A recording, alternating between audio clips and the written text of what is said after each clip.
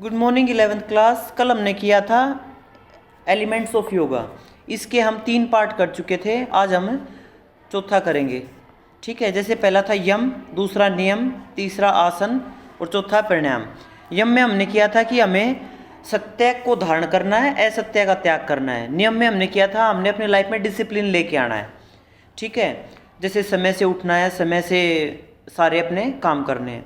आसन में हमने कुछ बॉडी पोजेज के बारे में बात की थी कि जैसे हम कोई भी एक्सरसाइज करते हैं, योगा से संबंधित कोई भी आसन करते हैं, वो इसमें आएगा। उसके बाद है भाई प्राणायाम। प्राणायाम श्वसन प्रक्रिया का नियंत्रक होता है। निरंतर अभ्यास से मन और भावनाओं का नियंत्रण रहता है। प्राणायाम का अर्थ है श्वास को अंदर ले जाना व बाहर निकालने पर उचित नियंत्रण। जैसे हम सांस को अंदर लेते हैं उसे बोलते हैं पूरक, और उसे अंदर रोक के रखते हैं उसे बोलते हैं कुंभक, और जब निकाल देते हैं सांस को तो उसे बोलते हैं रेचक। ये एक प्रक्रिया होती है पूरी, ये प्राणायाम में होती है। ठीक है, जैसे तुमने देखा होगा ये रामदेव बाबा करवाते हैं अनुलोम विलोम वगैरह, ये सारे प्राणायाम होते हैं। ठीक है, आसन कौन से होते हैं? जो पोज कर करके दिखाते हैं हमें।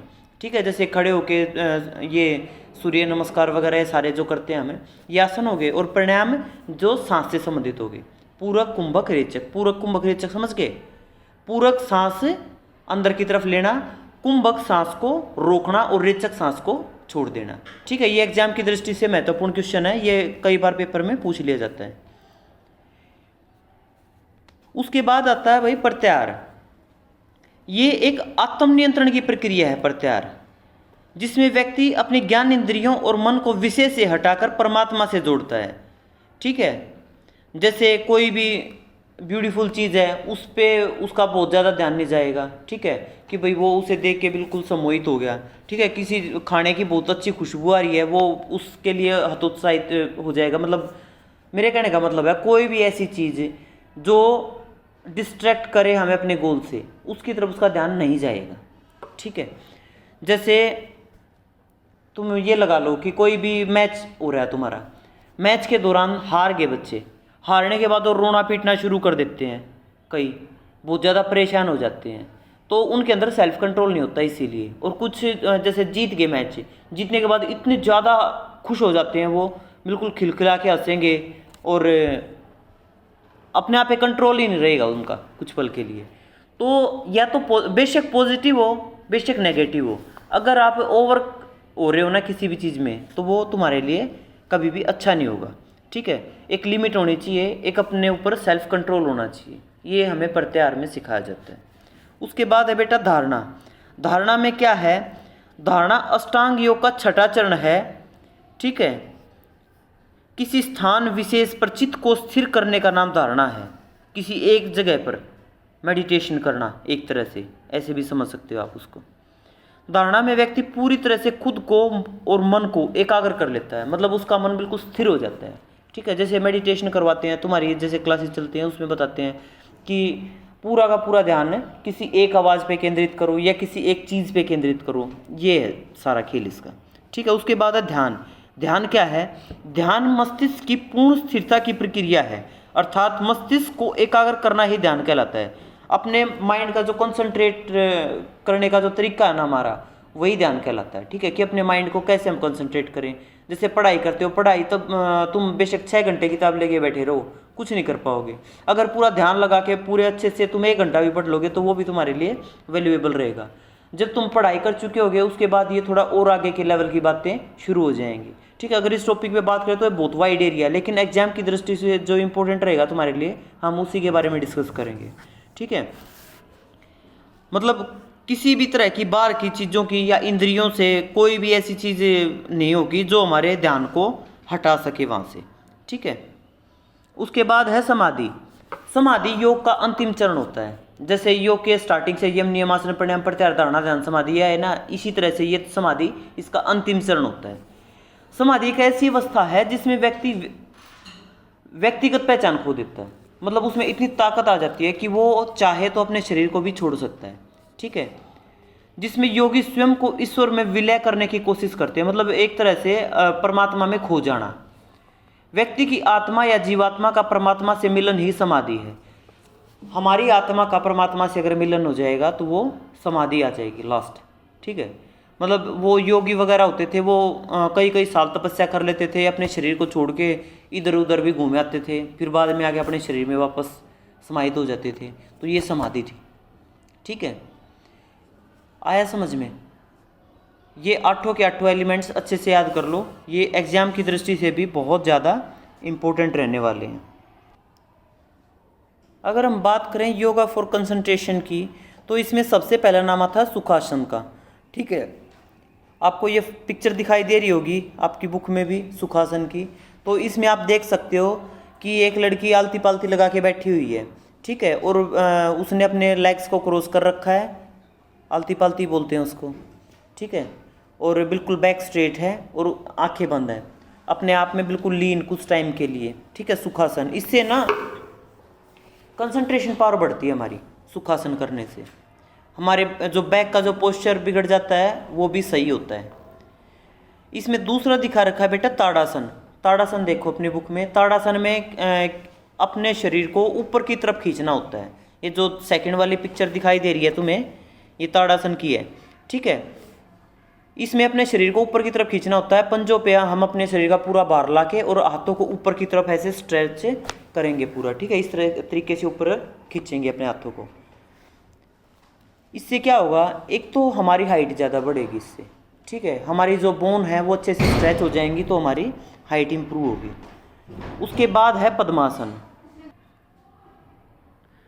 उसके बाद है बच्चों पद्मासन, ताड़ासन के बाद। ठीक है, पद्मासन में हमने क्या देखा था, ये पिक्चर कहाँ गई, ये रही पद्मासन। पद्मासन में जैसे सुखासन में तो दोनों पैरों को रिलैक्स पोजीशन में रखा हुआ है। पद्मासन में जो आपके फिट है ना, फिट को आपकी थाई के ऊपर चढ़ा के बैठेंगे। ठीक है, आप अपने फिट को अपनी थाइज के ऊपर चढ़ा के ऐसे बैठोगे जैसे पिक्चर में शो हो रहा है। ठीक है, इससे क्या होता है, एक तो आपके पैर मजबूत होंगे, आपकी बैक का पोस्चर सही होगा। ठीक है, आपके शोल्डर प्रॉपर पोजीशन में आएंगे, आपकी पर्सनैलिटी इंप्रूव होगी, कंसंट्रेशन पावर बढ़ेगी। उसके बाद है शशंकासन। शशंकासन की एक तरह से आप पोज देखो तो जैसे वज्रासन करते हैं ना, उस तरीके से वज्रासन में बैठ के आगे की तरफ बैंड होना है इसमें, और अपने हाथों को आगे की तरफ लेके आना है। ये हो गया आपका शशंकासन। इससे करने के कई बेनिफिट होते हैं। एक तो हमारे पैर स्ट्रॉन्ग होंगे क्योंकि पैरों पे दबाव पड़ रहा है। अब आपको फील करना है कि कौन सी जगह पे दबाव पड़ रहा है, क्या क्या चीज़ इंप्रूव होंगी। आप खुद सोचोगे, खुद लिखोगे, तो एग्जाम में रट्टा काम नहीं आएगा, जो समझ रखा है ना आपने वही काम आएगा। अब इसमें आप देखो, आपका स्टमक प्रेस हो रहा है अंदर की तरफ, तो आपके पेट में एसिडिटी से रिलेटेड जो भी प्रॉब्लम होगी वो ठीक हो जाएगी। ठीक है, आपके पैरों पे दबाव आ रहा है, आपके पैर मजबूत होंगे। आपकी बैक पे दबाव आ रहा है, आपकी बैक स्ट्रॉन्ग होगी। ठीक है, आपका डाइजेशन सिस्टम अच्छा होगा, आपकी मेंस्ट्रुएशन संबंधी जो भी प्रॉब्लम है वो ठीक हो जाएंगी। उसके बाद है बेटा नौकासन। नौकासन में क्या है, आप सीधे बैठोगे और अपने पैरों को ऊपर उठाओगे, हाथों को ऊपर उठाओगे, बैक को ऊपर उठाओगे, अपने बटक पे अपना पूरा बॉडी वेट रखोगे और कोई भी बॉडी पार्ट जमीन पे टच नहीं होने दोगे। इस पोजीशन में आप अपने आप को होल्ड करोगे। तो इससे क्या इंप्रूव होगा, आपके पेट की मसल खींचेगी। ठीक है, स्टमक स्ट्रॉन्ग होगा आपका। ठीक है, आपकी बैक स्ट्रॉन्ग होगी, आपके लेग स्ट्रॉन्ग होंगे। ठीक है, जहाँ जहाँ आपको दबाव महसूस हो रहा है वो चीज़ आपकी स्ट्रॉन्ग हुई। ये स्पेशली होती तो पेट के लिए है, पेट पे बहुत ज़्यादा प्रभाव पड़ता है इसका। पेट संबंधी सभी प्रॉब्लम दूर हो जाती हैं। जिनका पेट काफ़ी वैसा हो जाता है ना, थुलथुल सा, वो भी ठीक हो जाता है इससे। उसके बाद है बेटा वृक्षासन। वृक्षासन में एक नाम देखो इसका क्या, वृक्ष आसन। वृक्ष, वृक्ष क्या होता है, पेड़। एक पेड़ की आकृति की तरह हम अपने आप को प्रेजेंट करेंगे। जैसे पेड़ होता है ना, ऐसे खड़े होके एक पैर पे दूसरे पैर को रख के, हाथों को ऊपर उठा के, जोड़ते हुए हाथों को सामने नज़र रखते हुए ये पोजीशन लेके आएंगे। इससे क्या होगा बेटा, इसमें एक तो आपका बैलेंस बनेगा। ठीक है, आपको बैलेंस मेंटेन करना होगा। इसमें आपकी जो थाइज की मसल हैं वो भी स्ट्रेच होंगी, तो वो भी इम्प्रूव होंगे। ठीक है, आपके जो हैंड्स हैं ये ऊपर की तरफ स्ट्रेच होंगे, तो हाथों की भी जो मसल्स हैं वो इम्प्रूव होंगी। आपकी हाइट निकलेगी इससे। ठीक है, क्योंकि आप ऊपर की तरफ स्ट्रेच कर रहे हो ना अपने आप को, तो आपकी जो बोन है वो भी स्ट्रॉन्ग होंगे इनसे। ठीक है, तो हमने पहले पिक्चर को देखना है, फिर समझना है। डाउट है इसमें कोई? ये पिक्चर देख के, इसे समझ के अपने आप क्वेश्चन बनाने की कोशिश करो। जब अपने आप क्वेश्चन बनाना आ जाएगा ना, तो पेपर में कैसे भी कहीं से भी घूम के आ जाए क्वेश्चन, तो आपको प्रॉब्लम नहीं होगी। ठीक है, ये जो सारा इसमें दे रखा है ना, इसे एक बार अच्छे से पढ़ लेना, तो आपको खुद महसूस होगा कि हाँ मैं लिख सकती हूँ। सारे हम एक्सप्लेन कर चुके हैं। ठीक है,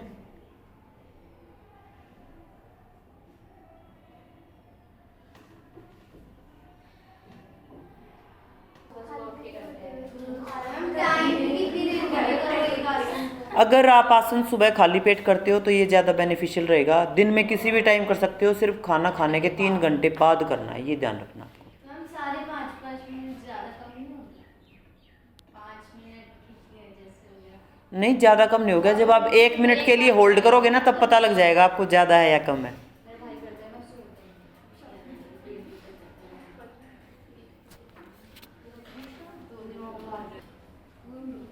देखो बच्चों, अभी जैसे रुचि ने पूछा ये मेथड दे रखा है, ये दे रखा है, ये आएगा या नहीं आएगा, तो बेटा ये सारा एज इट इज आएगा जैसे बुक में आपको दे रखा है। मैंने आपको सिर्फ इसके पॉइंट्स क्लियर करवाए, ये आपको अपने माइंड में रखने हैं और इसके अकॉर्डिंग क्वेश्चन क्रिएट करने की कोशिश करनी है। खुद क्रिएटर बनो बेटा, बुक का रट्टा मार के कब तक काम चलेगा। अब जैसे यहाँ पे तुमने पढ़ लिया, तो इसके बाद एक रिवीजन लगा लो सिर्फ घर पे जाके इसकी। ठीक है, अगर एक रिवीजन आप अच्छे से लगा लेते हो तो आपको ये सारे पॉइंट क्लियर हो जाएंगे वहाँ से, और आप इसको कंटिन्यू कर सकते हो। पेपर में कहीं से भी क्वेश्चन घूम के आए, अगर आपको पॉइंट क्लियर है ना उसका, तो आप लिख पाओगे। ठीक है, और हमारा एक ये रह गया था गरुड़ासन। गरुड़ासन बोल रहे हो ना आप? इसका सिर्फ नाम है, पिक्चर नहीं थी इसमें। ठीक है, ओके ओके।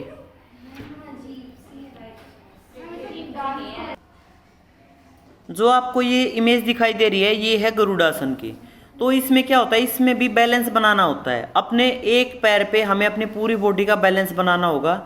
जैसे दूसरे पैर को पहले पैर पे चढ़ा के और एक हाथ के साथ दूसरे हाथ को इस तरीके से फोल्ड करके सीधा सामने की तरफ कंसंट्रेट करना होगा, अपने बैक को स्ट्रेट रखना होगा। इससे हमारा बैलेंस इंप्रूव होगा, हमारी मसल्स इंप्रूव होंगी और हमारे पूरे शरीर को ताकत मिलेगी। ठीक है, ये हमारी सभी मसल्स को स्ट्रेच करता है, जिससे हमारा पूरा शरीर इसका फ़ायदा ले पाता है। ठीक है, आपने गरुड़ पक्षी का नाम सुना? गरुड़ पक्षी, गरुड़ पक्षी की जैसे चोंच होती है ना, वैसी पोजीशन बनानी होती है इसमें। आप पूछ रहे हो कि सिर्फ पिक्चर आएंगी या ये आएगा या वो आएगा। जो एक अच्छा योद्धा होता है ना, वो अपनी पूरी तैयारी के साथ जाता है।